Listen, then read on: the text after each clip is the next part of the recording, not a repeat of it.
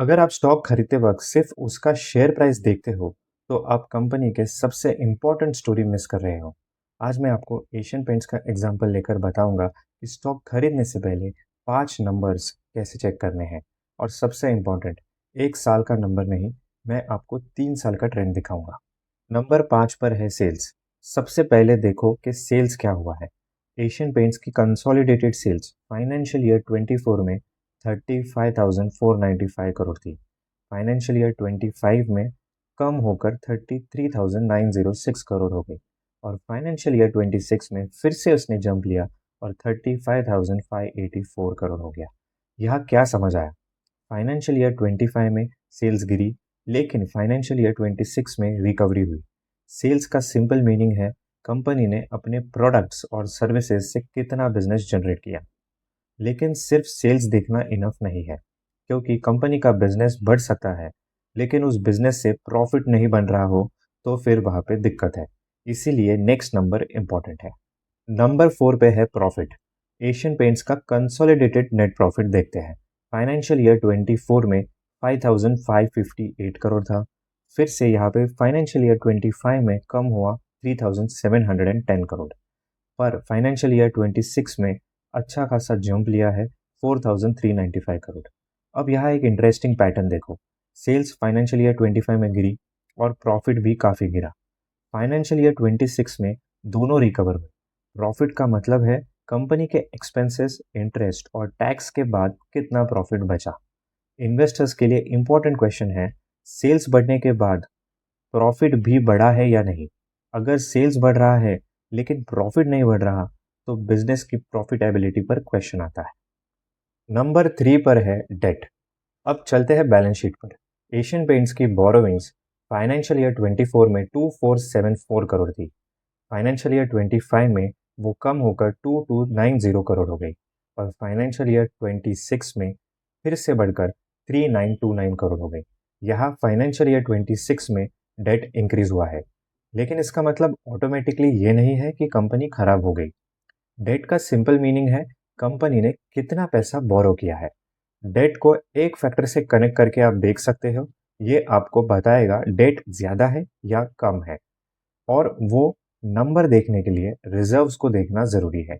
Asian paints के reserves financial year 24 में 18,632 करोड़ थे, और फाइनेंशियल ईयर 25 में फिर से बढ़कर 19,304 करोड़ हो गए, और फाइनेंशियल ईयर 26 में और बढ़कर 21,276 करोड़ हो गए।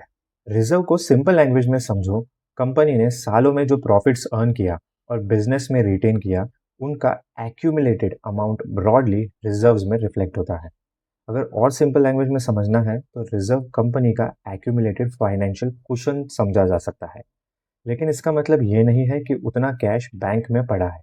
अब फाइनेंशियल ईयर 26 में कंपेयर करो, बोरोविंग्स 392 करोड़ और रिजर्व्स 21,276 करोड़। यानी बोरोविंग्स रिजर्व के कंपैरिजन में रिलेटिवली छोटी है। लेकिन याद रखो, ये सिर्फ एक सिंपल कंपैरिजन है। डेट को प्रॉपरली समझने के लिए डेट टू इक्विटी और कैश फ्लो जैसे नंबर भी देखने चाहिए। इसलिए लेसन ये है, डेट है या नहीं ये मत देखो, डेट कंपनी के साइज और फाइनेंशियल स्ट्रेंथ के कंपैरिजन में कितना है ये देखो। नंबर 2 पे है कैश फ्लो। ये एक इम्पॉर्टेंट नंबर है जो बिगिनर्स ऑफन इग्नोर कर देते हैं। Cash from operating activity. Asian Paints का operating cash flow financial year 24 में 6,104 करोड़ था।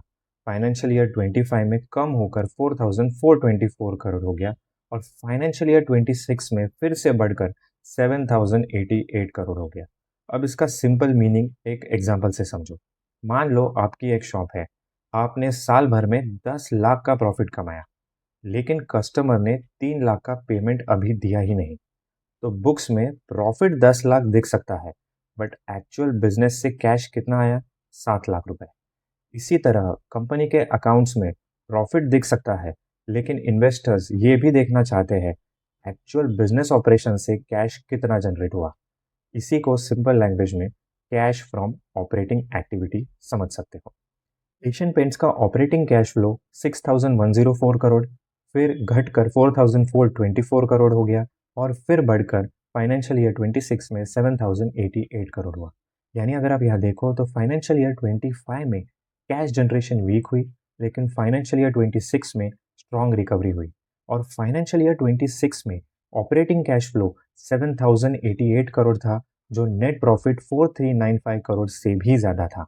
सो रिमेंबर, प्रॉफिट देखो बट कैश फ्लो भी देखना ज़रूरी है। नंबर 1 है वैल्यूएशन।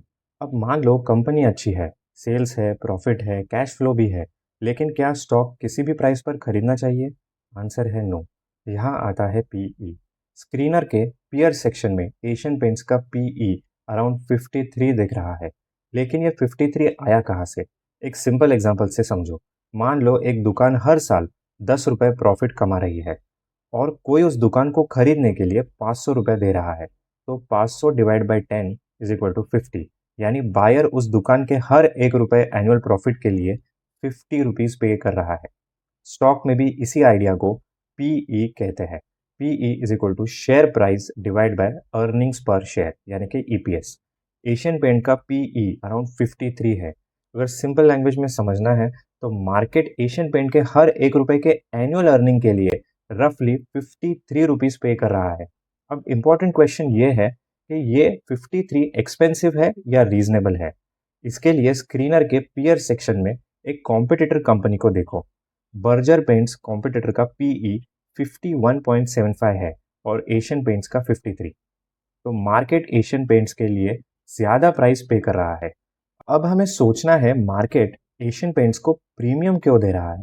हो सकता है इन्वेस्टर्स को उसकी ग्रोथ, प्रॉफिटेबिलिटी या बिजनेस क्वालिटी बेटर लग रही हो। इसीलिए सिंपल रूल याद रखो, पीई को अकेला मत देखो, कॉम्पिटिटर के पीई के साथ ज़रूर कंपेयर करना। ये वन ऑफ द फैक्टर है वैल्यूएशन देखने के लिए। तो नेक्स्ट टाइम कोई स्टॉक इंटरेस्टिंग लगे या आपके वॉच लिस्ट में हो तो सिर्फ शेयर प्राइस मत देखो, ये 5 क्वेश्चंस पूछो। सेल्स का 3 साल का ट्रेंड कैसा है? प्रॉफिट का ट्रेंड कैसा है? डेट मैनेजेबल है या नहीं? रिजर्व के साथ कंपेयर करके देखो। बिजनेस एक्चुअल कैश जनरेट कर रहा है या नहीं? और वैल्यूएशन रीजनेबल है या नहीं, वो आप पीयर्स के साथ कंपेयर करके देख सकते हो। आज आपने 5 सिंपल थिंग्स सीखे। सबसे पहले सेल्स, बिजनेस कितना कर रहा है? प्रॉफिट, बिजनेस से कितना बच रहा है? डेट, कंपनी ने कितना बोरो किया है? Cash flow, business actual cash कितना जनरेट कर रहा है? और पीई, मार्केट कंपनी के 1 रुपए प्रॉफिट के लिए कितना पे कर रहा है। और सबसे इंपॉर्टेंट लेसन, एक नंबर से कंपनी जज मत करो, 3 ईयर ट्रेंड देखो। बिकॉज इन्वेस्टिंग में क्वेश्चन ये नहीं होना चाहिए आज नंबर क्या है, क्वेश्चन होना चाहिए नंबर्स किस डायरेक्शन में जा रहा है और क्यों। अगर आप फाइनेंशियल नंबर्स को इसी तरह रीड करना सीख गए तो आप सिर्फ स्टॉक्स बाय नहीं करोगे, बिजनेस अंडरस्टैंड करना स्टार्ट कर दोगे। अगर आपको ये वीडियो पसंद आई तो प्लीज़ सब्सक्राइब करके चैनल से जुड़े रहिए। मिलते हैं अगली वीडियो में।